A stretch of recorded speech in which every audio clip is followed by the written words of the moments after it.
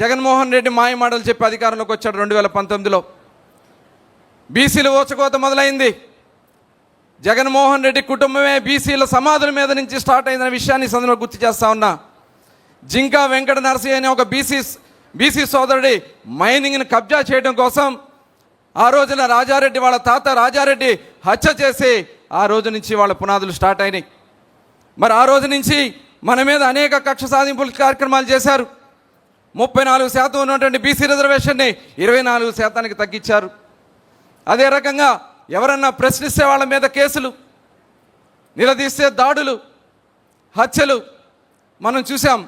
తోట చంద్రయ్య లాంటి నిబద్ధత కలిగినటువంటి తెలుగుదేశం పార్టీ నాయకుల్ని అతి కిరాతకంగా రోడ్డు మీద పీకలు కోసి చంపేశారు. అదే రకంగా అమర్నాథ్ గౌడ్ మీద పెట్రోల్ పోసి తగలబెట్టేశారు. ఇలాంటి అనేక కార్యక్రమాలు చేయటమే కాకుండా మరి అనేక మంది మీద అచ్చెన్నాయుడు గారి మీద, యనమల రామకృష్ణ గారి మీద, అయ్యన్న పాత్ర గారి మీద కేసులు పెట్టి, నా మీద కూడా ఒక హత్య కేసు పెట్టి మనల్ని ఎన్ని ఇబ్బందులు పెట్టారో చూసాం. కానీ మనకు ఆనాడు చంద్రబాబు నాయుడు గారు అండగా